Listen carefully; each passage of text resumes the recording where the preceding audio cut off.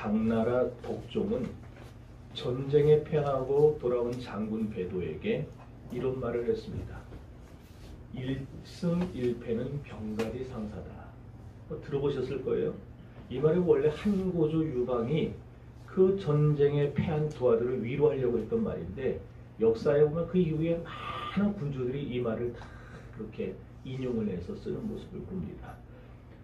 한 번 이기는 것, 또 한 번 치는 것, 또 전쟁터에서 늘상 있는 일이죠. 훗날 사람들이 이 말을 바꿨어요. 한 번의 실수는 병가지상사다. 한 번 실수 병가지상사다. 그렇습니다. 한 번의 실수는 누구도 할 수 있다. 그런 뜻입니다. 사람들은 실패를 두려워해요. 하지만 그 실패가 결코 인생의 끝은 아니라는 사실은 알지를 못합니다. 물론 실패하면 감당하기 어려운 고통이 따라올 때도 있습니다. 이 실패로 인한 어려움과 아픔이 때로 우리 인생에 치명적인 고통을 줄 때도 있습니다. 오늘날 우리가 우리에게 주어진 이 하나뿐인 인생을 신중하고도 지혜롭게 살아야 하는 이유가 바로 그것입니다. 이런 실패는, 문제는 어느 특정인만의 전유물이 아니라는 것이죠. 성공과 행복의 문, 누구에게나 열려 있습니다. 마찬가지로 실패와 불행 또한 누구나 살면서 만날 수 있는 것입니다.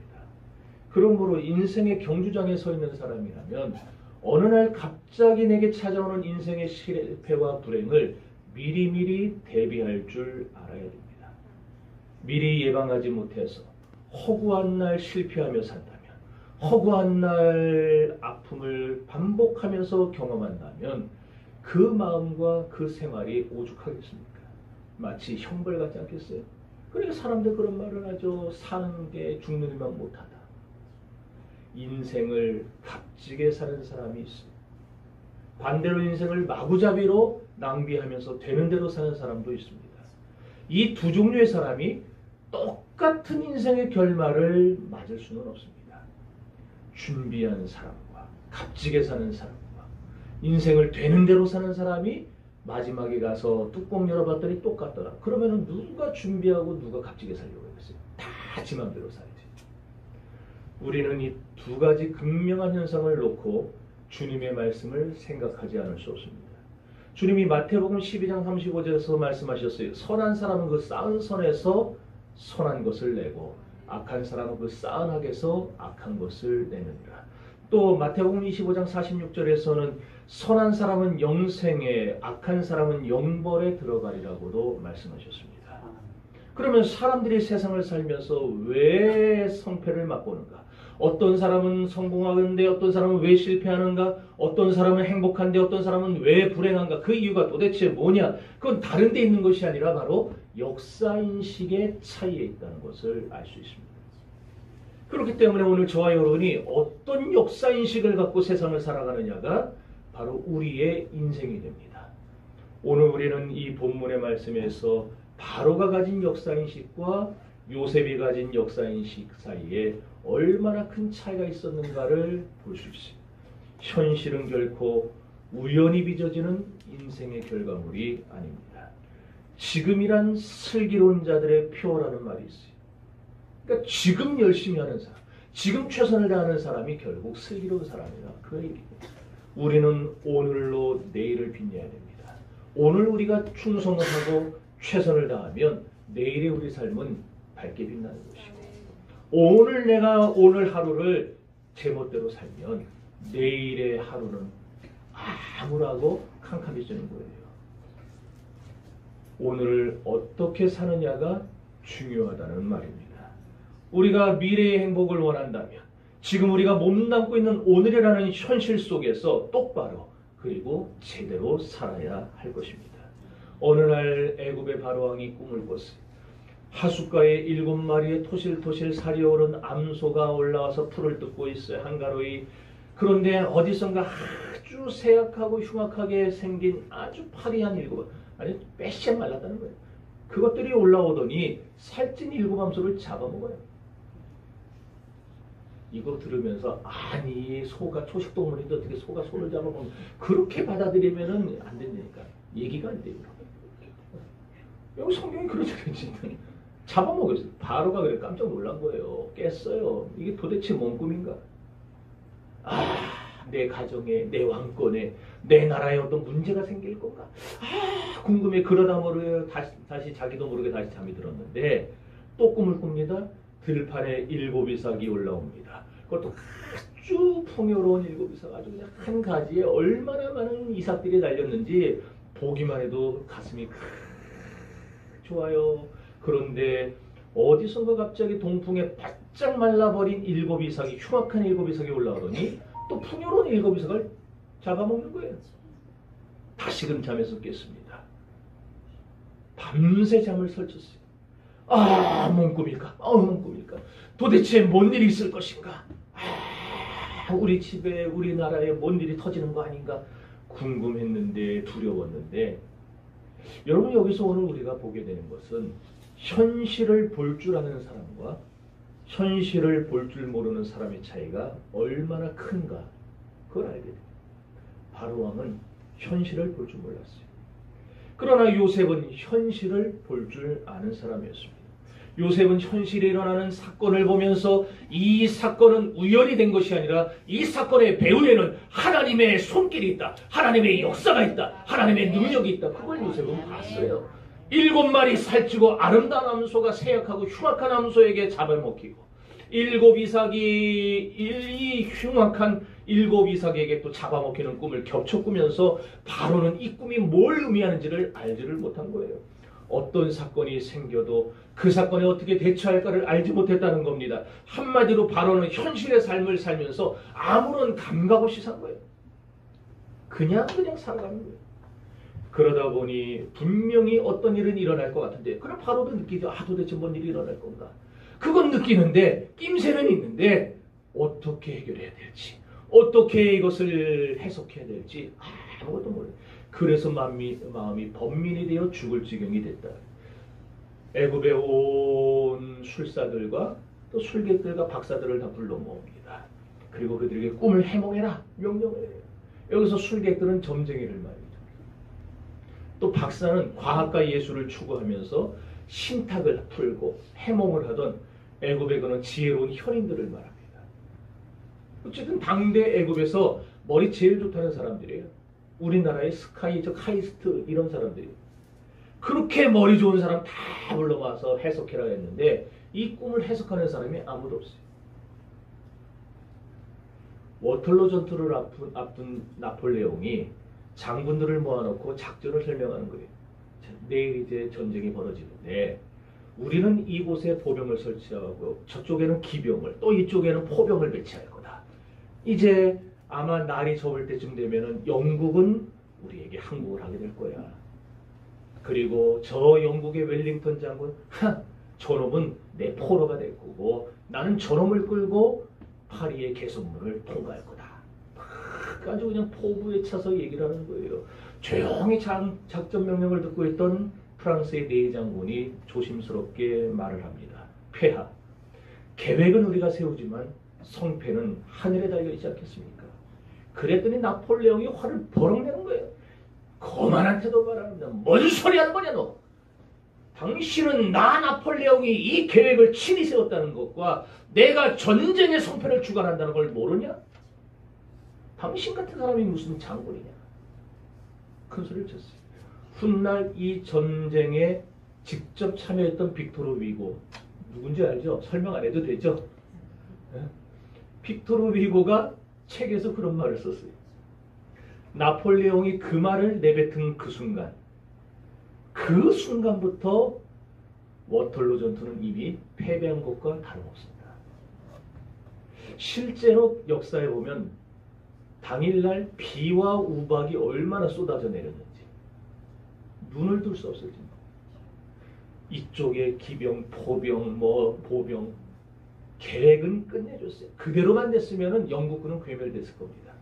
그런데 얼마나 비가 쏟아지고 우박이 그냥 프랑스 진지에 떨어졌는지 계획을 하나도 실행 못했어요. 결국 워털로 전투는 여러분 아는 대로 나폴레옹의 대패로 끝납니다. 그리고 나폴레옹이 웰링턴은 내 포로가 될 거고 나는 저놈을 끌고 파리 개선문을 지나갈 거예요 그랬는데 나폴레옹이 웰링턴의 포로가 돼요. 그래서 귀양 가서 유배 생활을 하게 됩니다. 프랑스는 영국에게 무조건 항복을 하게 됩니다. 자신만만하게 세상을 사는 것은 좋습니다. 하지만 자신의 현실에 자신이 살아가고 있는 환경에 어떤 일이 일어날지 전혀 모른 채 살아가는 것은 그렇게 사는 사람은 불행해집니다. 바로왕은 현실을 보는 눈이 없었어요. 그래서 제멋대로 생각하고 제멋대로 살았지만 요셉에게는 현실을 보는 눈이 있었습니다. 바로왕의 꿈을 들으면서 요셉은 앞으로 무슨 일이 일어나겠구나. 7년의 풍년이 오고 그 다음에는 7년의 흉년이 또 오겠구나 깨달았어요. 그래서 바로왕에게 말을 합니다. 바로왕이시여 이 7년 흉년을 대비해야 됩니다. 이제 하나님이 7년의 풍년을 주실 텐데 미리미리 흉년을 대비해서 곡식을 저장해 둬야 됩니다. 요셉은 어떻게 해야 될지 문제 해결의 방법까지 다 깨달아 알고 있었어요. 히브리서 11장 3절은 보이는 것은 나타난 것으로 말미암아 된 것이 아니라고 했어요. 바울은 또 고린도전서 2장 10절에서 오직 하나님이 성령으로 이것을 우리에게 보이셨으니 성령은 곧 하나님의 깊은 것이라도 통달하신다라고 말씀했습니다. 바울은 이 나타난 현실을 보면서 깨닫지를 못했지만 요셉은 하나님의 성령이 충만한 요셉은 어떤 일이 자신의 주변에 일어날 때에 이 일이 뭐구나. 이 일을 통해 하나님은 어떻게 하시겠구나. 그거를 감각적으로 깨달았어요. 오늘 저와 여러분들이 하나님의 성령을 충만히 받음으로 말미암아 우리도 요셉처럼 감각할 수 있어야 합니다. 현실 속에 나타난 하나님의 손길을 볼 줄 알아야 됩니다. 이렇게 하나님의 손길을 보는 눈은 인간의 눈이 아니에요. 지식의 눈이 아니에요. 경험의 눈도 아닙니다. 이 눈은 성령의 은혜에 입각한 하나님의 은혜의 눈입니다. 그래야 하나님의 손길이 보이는 거예요. 오늘 저와 여러분의 영적인 영안이 열려야 이 역사의 배후에 주관하시는 이 배후에서 역사하시는 하나님의 손길이 보여지는 거예요. 지금 다 망할 것 같지만 하나님이 안 망하게 하시는구나. 안 될 것 같지만 하나님이 이거 되게 하실 거구나. 우리가 그걸 볼 수 있어요. 그런데 우리의 눈이 열리지 않으면 바보처럼 번민하는 거예요. 고민하는 거예요. 요셉에게는 현실 속에서 하나님이 움직여 가시는 손을 볼 줄 아는 신적인 안목이 있었어요. 28절에 요셉이 말합니다. 하나님이 그 하실 일로 바로왕에게 보이실 것이라. 그런가 하면 32절에서는 왕께서 꿈을 2번 겹쳐 꾸신 것은 하나님이 이를 확정하셨습니다.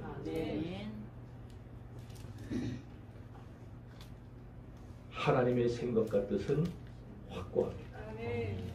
하나님은 꿈을 2번 겹쳐 꾸게 하심으로써 애굽 땅뿐만 아니라 온 천지 사방에 7년 풍년을 주시고 7년 흉년을 반드시 내리실 겁니다. 이거 하나님 작정하신 겁니다.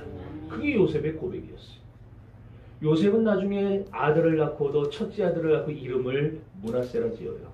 그 뜻이 뭐냐? 하나님이 나의 모든 고난과 내 아비 집의 모든 일을 잊어버리게 하셨다.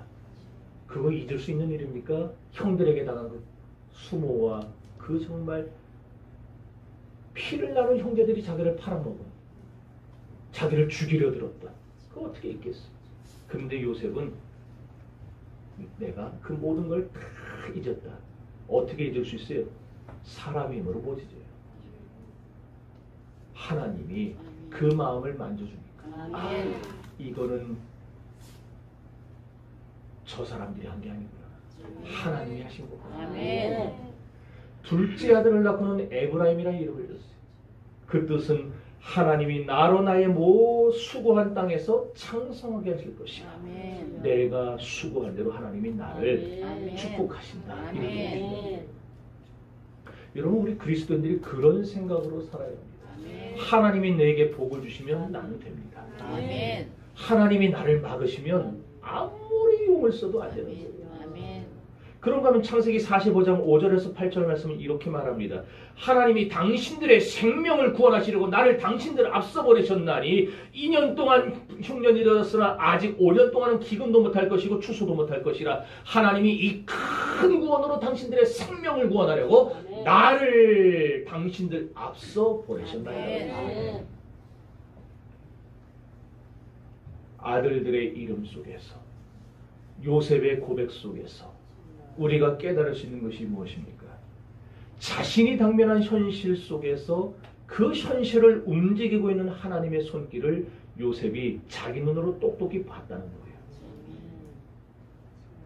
바로 왕이 꿈을 2번 겹쳐 꾼 것, 하나님이 애굽 전역에 이 일을 행하실 거라는 사실을 보여주는 분명한 증거라는 것, 그걸 요셉은 알고 있었어요. 그리고 그런 하나님의 섭리의 손길은 반드시 이루어질 거다. 아멘. 주님의 말씀은 하나도 땅에 떨어지는 법이 없다. 아멘. 그대로 될 거다. 이걸 알았어요. 아울러 자신의 노예 생활, 자신의 그 감옥 생활, 자신이 애굽의 총리가 되니 파란만장한 삶이 다 뭐냐? 하나님의 예지 예정 속에서 하나님의 계획을 이루기 위한 방법이라는 걸 알았어요. 예지 예정이란 말이 뭐냐면은 하나님이 알고 그렇게 하셨다라는 거예요. 쉽게 얘기하면 하나님이 아브라함에게 약속한 게 하나 있었어요.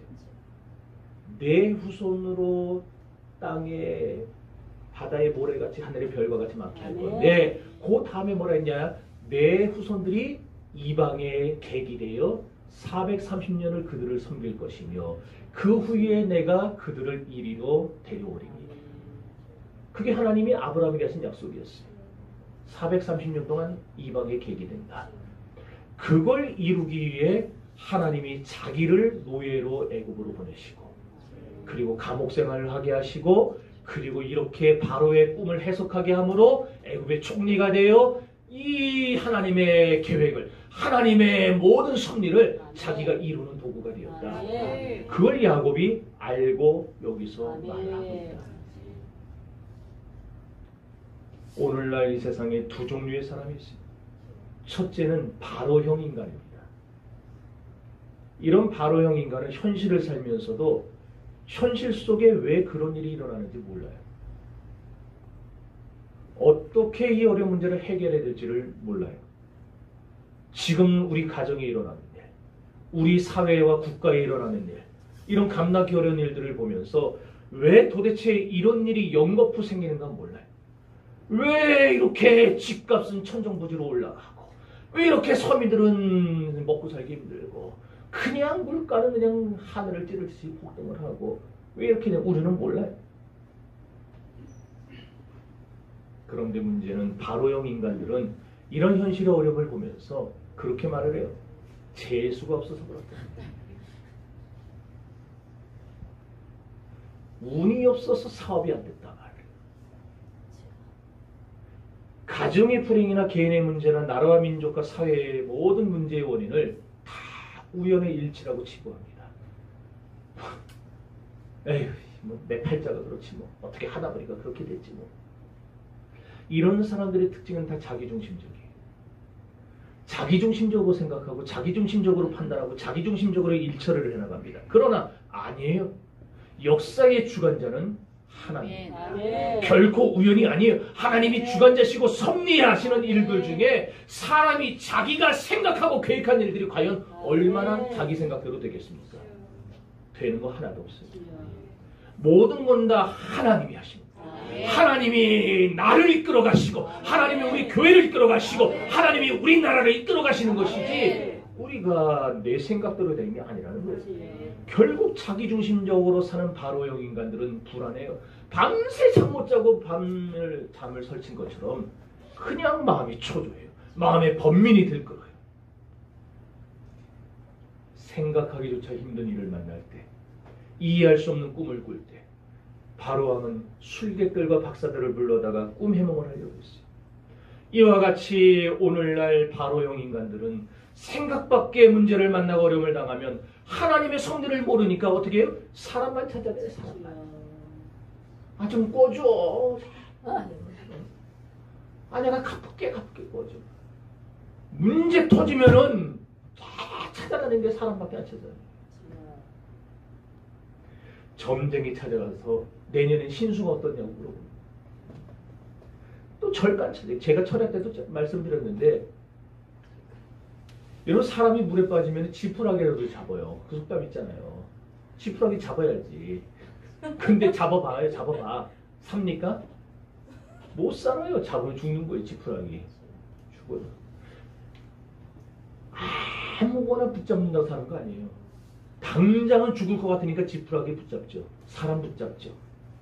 돈 있는 사람 붙잡고 힘 있는 사람 붙잡고 능력 있는 사람 붙잡고 나를 띄었다 붙였다 할 수 있는 그 상사를 붙잡고 다 붙잡죠. 그러나 이게 다 지푸라기. 여러분 우리가 선택을 잘해야 됩니다. 잘 붙잡아야 돼요. 병 들었는데 아무 병원이나 갑니까? 아무 사람 찾아갑니까? 아니잖아요. 이 얘기를 왜 또 하느냐? 금요일날 안 가는 사람이 있기 때문에. 의사가 다 거기서 거기지 누가 그럽니까?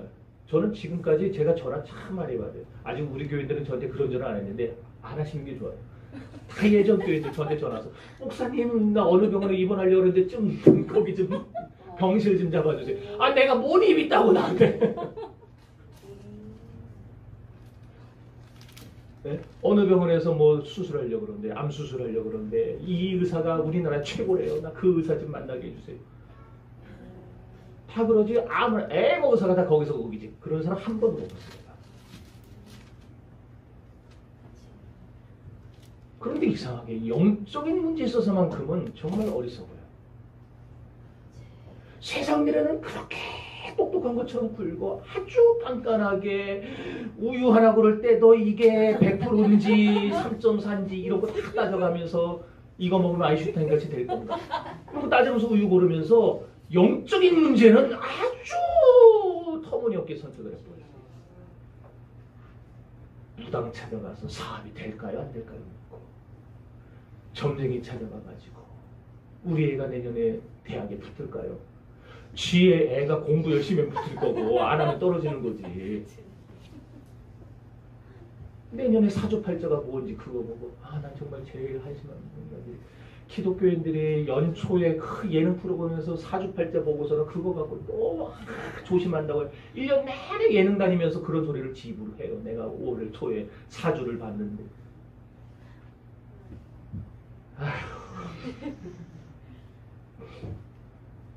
여러분 사람 찾아다니면서 사람의 말과 사람의 지혜로 여러분의 인생의 문제를 해결하기를 마세요. 왜요? 백날 해봐야 안 돼요. 그걸 목사님이 어떻게 알아야 될지. 지금까지 그렇게 하는 사람을 내 눈으로 봤는데 하나도 안 되더라고요. 하나도 안 돼요. 인본주의적 해결 방법은 그 끝이 뻔합니다. 문제 만난 사람이 그 어려움에서 구원함을 받는 길은 오직 전능하신 하나님을 의지하고 하나님께 나오는 길밖에 없어요. 문제는 이렇게 오늘날 현실을 보면서도 현실 속에 계시는, 현실 속에 역사하시는, 현실 속을 주관하시는 하나님의 역사를 볼 줄 모르는 이 세속주의자들이 교회 안에 우리 주변에 너무도 많다는 거죠. 물고기 IQ 0.3입니다.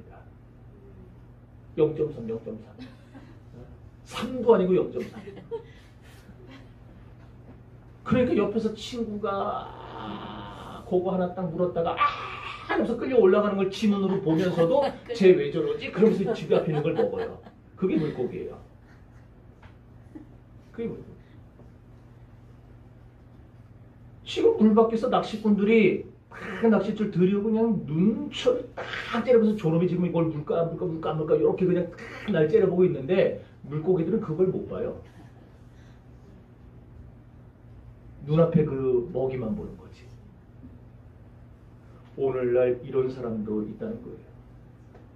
주변 사람이 어떻게 망했는지 뻔히 바라고 옆에서 다 뜯어말려요. 그거 그렇게 하면 안 돼. 그렇게 하면 안 돼. 뜯어말리는데 불을 지고 섭으로 뛰어드는 사람들. 활활 타 죽겠다는 거 아니에요, 그거? 그래서 망하는 사람들 봐요. 여러분, 세상 만사에 하나님께서 성공을 주시고 실패도 주시고 행복도 주시고 불행도 주십니다. 이렇게 인간의 생사화복과 성공과 실패를 섭리해 가시는 분이 하나님이, 역사를 이끌어가는 분이 하나님이, 이런 하나님의 계획이 우리 삶의 구석구석에 역사한다는 사실을 전혀 모르니까, 그걸 볼 줄 모르니까 자기 수단과 방법으로 자기 좋은 대로 행동하게 되는 거예요. 그러다 보면은 정작 발에 불 떨어졌을 때 덤벙덤벙 대다가 끝장나는 겁니다. 저는 우리 정신가족들이 그런 사람들이 한 사람도 없기를 바라요. 아멘. 당장 눈앞에 있는 이득만 보고 그냥 막 이래가지고 그냥 사는 사람들 합니다. 이 모든 배후에 하나님의 손길이 있고, 하나님이 내가 지금 안 되더라도 나를 결국 하나님이 좋은 곳으로 이끌어주시고, 내가 지금 실수하고 실패했어도 하나님이 이 실패를 딛고 나를 성공하고 이끄실 것이고, 내가 지금 어려움이 있어도 하나님이 나를 이 모든 상황 속에서 끄집어낼 거야.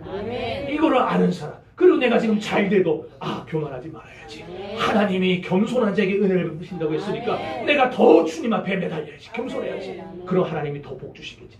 이걸 아는 사람이 돼야지. 우리 정신가족들 중에 누구 하나가 이걸 모르고 그냥 제 마음대로 하다가 망가지고 쓰러져 버리고 망하면 그걸 바라보는 제 마음이 얼마나 찢어지겠습니까? 물론 세상에는 바로형 인간만 있는 것은 아닙니다. 요셉형 인간들도 있어요. 이런 사람은 지금 말한 대로 세상 만사 무슨 일을 만나든지 우연이 되는 것은 하나도 없다고 믿습니다. 그렇습니다. 세상은 우연이 되는 게 아닙니다. 기독교에는 우연이 없어요.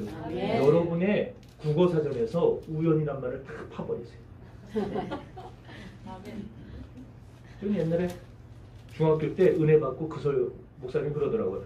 기독교에는 우연이 없습니다. 내 그 설교 딱 들고 국어사전에서 우연은 다 파버리세요. 잘라버려요.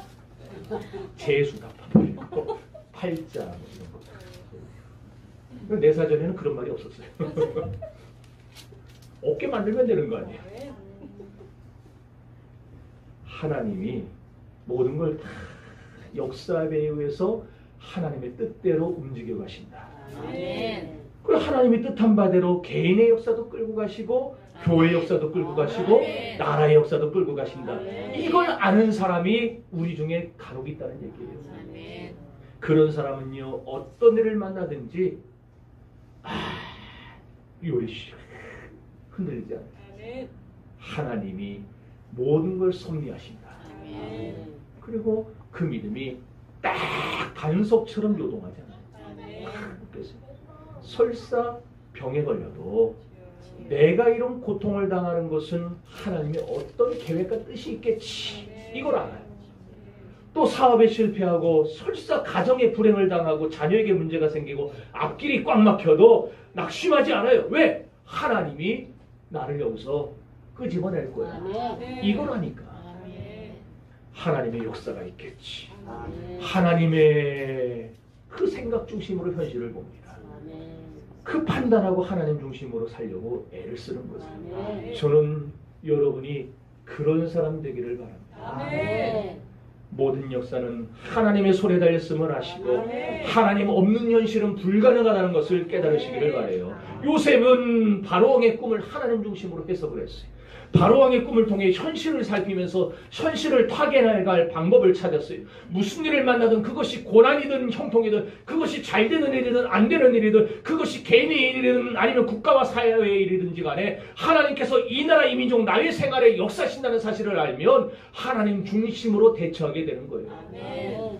오늘의 현실을 보면서 비록 문화가 발전하고 경제가 과거보다 나아졌다고는 해도 처처의 기근과 지진과 또한 온역과 위험과 전쟁의 위기들의 상황을 보면서 주님의 재림이 가까웠구나 이걸 깨닫는 사람은 주 예수의 오시옵소서 마라나타의 신앙을 가지고 살아가는 거예요. 그런데 이걸 보면서도 저기 전쟁 났나 보다. 저기 또 난민이 또 쳐들어오나 보다.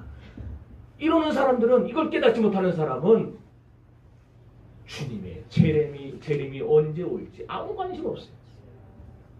그러다가 정작 그날 닥치면은 아직 잠깐만 기다려주세요. 나 이거 좀 하고 안 기다려줘요. 하나님은 준비된 처녀들만 들어가는 거지. 준비 안 한 처녀들은 바깥 어두운데 버림을 당하는 거죠. 예수님께서 이 세상에 다시 오신다는 이 재림을 모르는 사람은 그저 먹고 마시고 장가가고 시집가고 세상 즐기는 일에만 최선을 다합니다. 지금으로부터 20년 전에 고 노무현 대통령이 집권하면서 우리나라가 완전히 둘로 갈라졌어요. 여러분 그 전에 김영삼, 김대중 대통령 때까지는 그래도 여론들이 대통령 될 때 70%씩 그냥 대통령 지지했잖아요. 막 이렇게. 그때 너무 어려서 몰라요? 저만 살았었네 그때.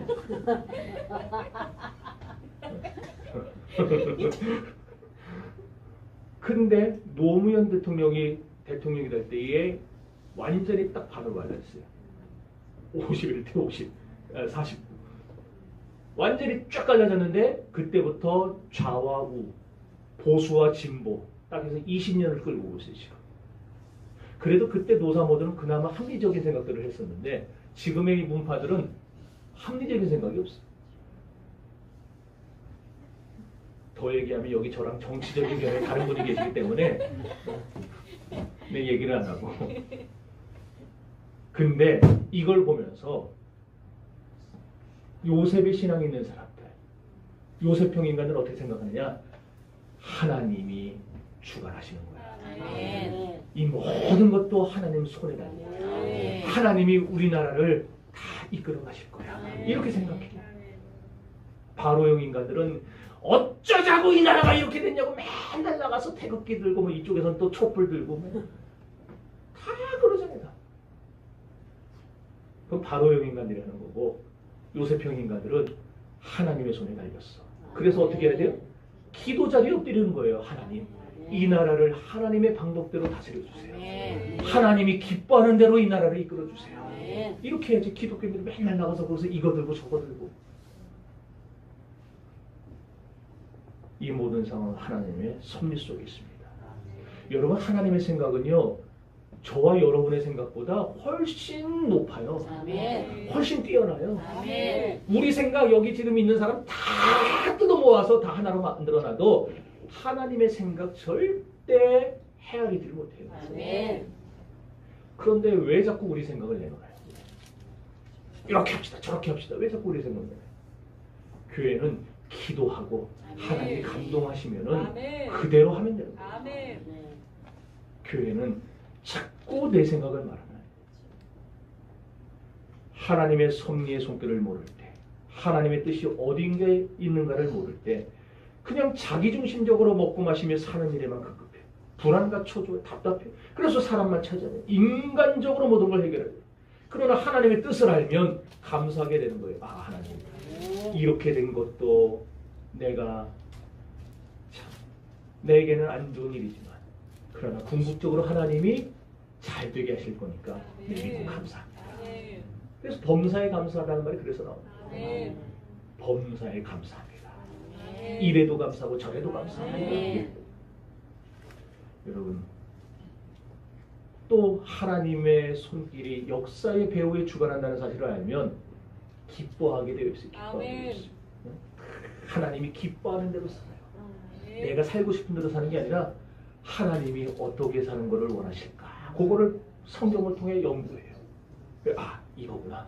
하나님 기뻐하는 대로 사는 거예요. 히브리서 11장 6절에 그래서 히브리서 기자가 뭐라고 했어요? 믿음이 없이는 하나님을 기쁘시게 못하나니 그 다음에 나오는 말 기억하세요? 하나님께 나아가는 자는 저가 뭐예요? 예, 반드시 믿는 자에게 상 주시는 이심을 믿어야지. 하나님은 자기를 찾는 자다. 믿음으로 자기를 찾는 자들에게 상 주시는 거예요. 여기 다 믿음 갖고 나왔잖아요. 올 여름 상 받고 돌아오길 바랍니다. 아멘 한 사람만 받고 가세요. 지금 해봐요.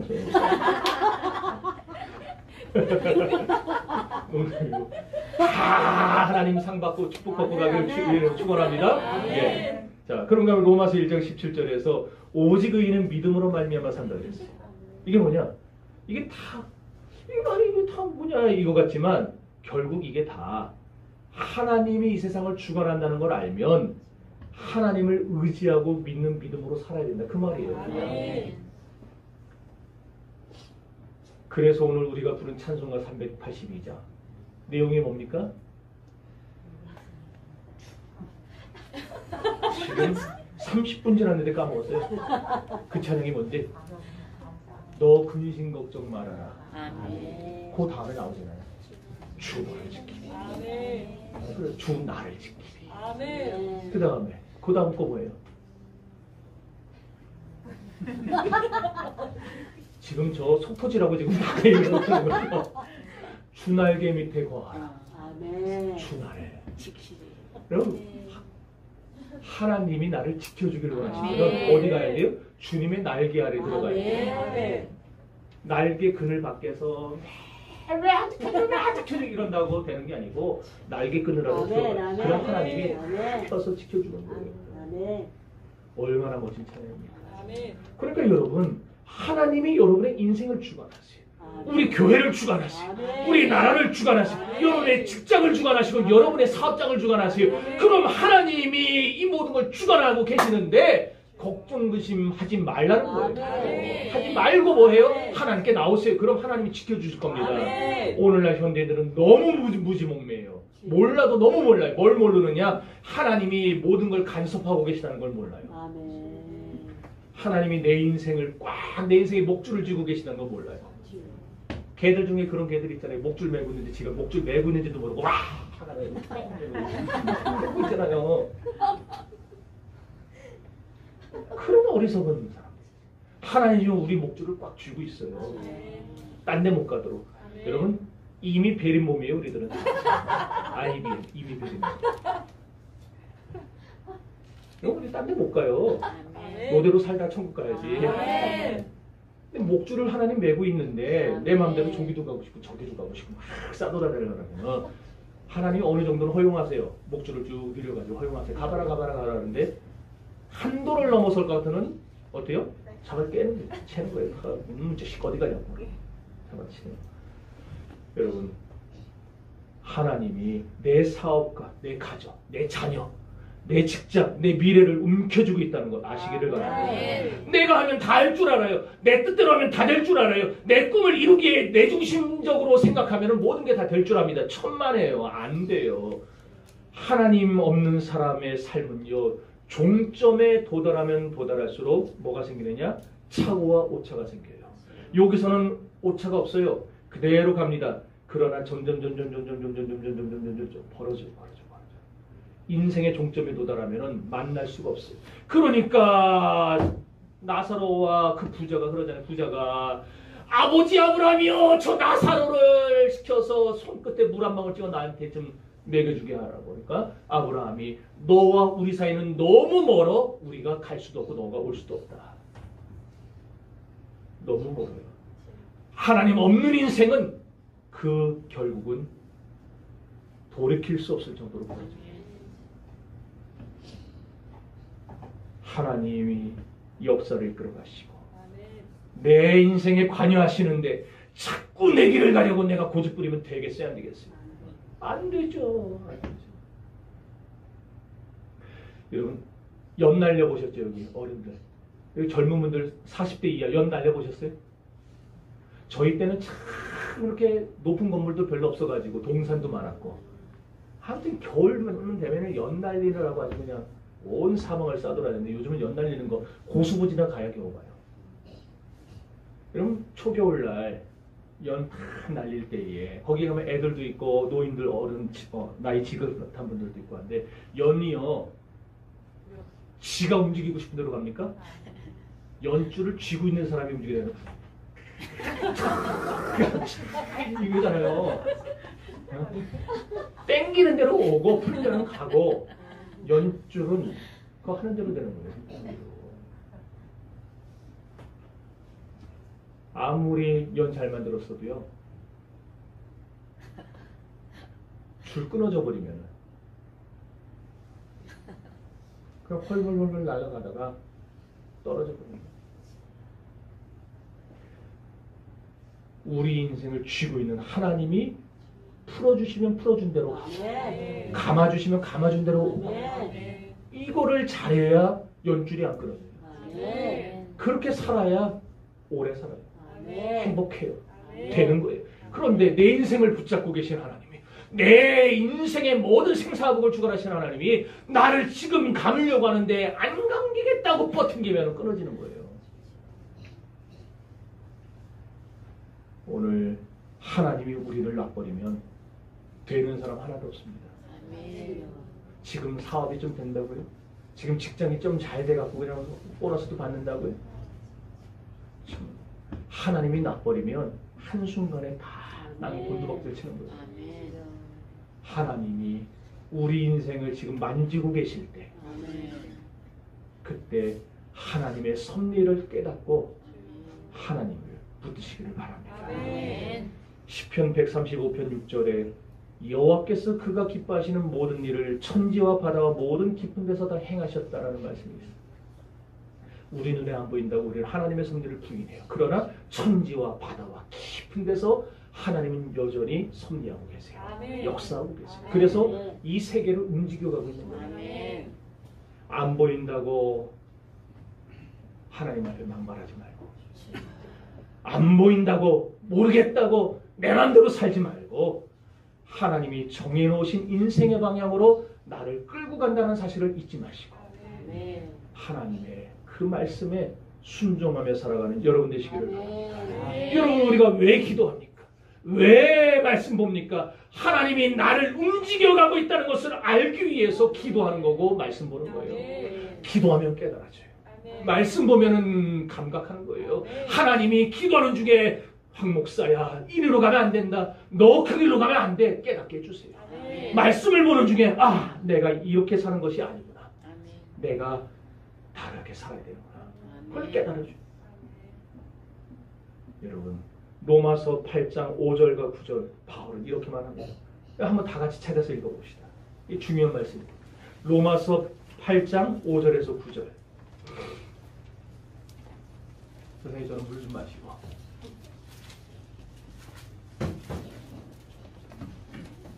자, 찾았으면 읽습니다. 로마서 8장 5절에서 9절 시작.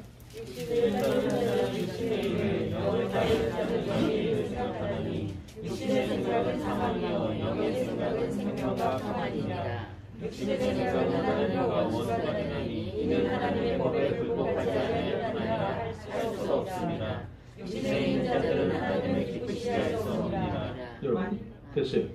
육신에 있는 자들은 하나님을 기쁘시게 할 수 없다. 육신적으로 사는 사람은 끝장난 사람이라 그 말이에요. 은혜를 사모해서 성령이 충만해야 역사의 삶 속에서 하나님이 나를 움직이고 계시는 사실을 발견하게 됩니다. 아멘. 20세기 초에 미국의 철학자 리처드 버크민스터 풀러라는 사람이 이런 말을 했어요. 하나님은 명사가 아니라 동사다. 요즘에는 이걸 본딴 아류들이 되게 많아요. 인터넷 여러분 한번 가서 쳐보세요. 별게 다 나요. 꿈은 명사가 아니라 동사다. 사랑은 명사가 아니라 동사다. 믿음은 명사가 아니라 동사다. 심지어 증산도, 사이비 종교 있잖아요. 증산도. 걔네들도 뭐라면 개벽은 명사가 아니라 동사다. 불교도 석가모니의 자비는 명사가 아니라 동사다. 하여튼 기독교에서 뭐 좀 멋있는 거 하면 죄나 지들이 갖다 써요. 아주 그냥. 웃겨. 그래서 이제는 이게 기독교에서 한 말인지도 몰라요. 이제 사람들이. 그래도 그런 거 갖다 쓰다가 좀 확 변화되면 좋겠습니다. 아멘. 여러분, 하나님은 명사가 아니라 동사다. 얼마나 멋진 말입니까? 의미심장한 말이에요. 하나님은 움직이고 계신 분이라는 거예요. 아멘. 하나님, 내가 여기 계세요. 지금 가만히 좀 계세요. 그러다고 여기 있는 분이 아니에요. 그러니까 내가 끌고 가고 싶다고, 좀 따라오시라고요 좀, 이런다고 오시는 분이 아니에요. 하나님은 하나님의 주권으로 나를 끌고 가시는 거지, 내가 끄는 대로 따라오는 분이 아니에요. 아멘. 하나님은 움직이고 있습니다. 뭘 움직이느냐? 나를 움직여요. 아멘. 내 생활을 움직여요. 아멘. 내 가정과 자녀와 직장과 사업과 내 나라와 민족과 사회를 하나님이 움직여가고 있습니다. 아멘. 여러분이 그러므로 하나님 중심으로 살고 하나님이 내 인생의 주인이라는 사실을 알고 하나님의 뜻을 따라가면 하나님은 움직일 겁니다. 아멘. 왜 움직여요? 여러분에게 복 주려고 움직입니다. 아멘. 그런데 반대로 하나님의 손길을 벗어나 제멋대로 살면 하나님은 또 움직이세요. 왜 움직이느냐? 여러분 마음대로 살다가 지옥 가는 걸 막아야 되니까. 하나님이 우리 앞에 고난을 놓고 아픔을 놔서라도 그냥 아 뜨거워 그러고 돌아오라고. 아멘. 하나님 그렇게 움직입니다. 아멘. 둘 중에 어느 쪽이 움직이는 게 좋겠습니까? 하나님이 내게 축복하려고 움직이는, 아멘. 내게 복 주시려고 움직이는 아멘. 이런 은혜의 삶이 여러분에게 있기를 축원합니다. 아멘. 모든 사람이 같은 것은 아닙니다. 하나님의 섭리를 아는 사람이 있고 모르는 사람이 있습니다. 아멘. 바로와 같은 사람이 있고 요셉과 같은 사람이 있습니다. 무엇이 행복이고 무엇이 불행인가? 하나님이 내 인생을 관여하고 주관하시고 섭리하신다는 사실을 알고 사는 것이 진정한 행복임을 믿으시기를 아멘. 주님의 이름으로 축원합니다. 아멘. 이 시간에 다 같이 한번 통성으로 기도합시다.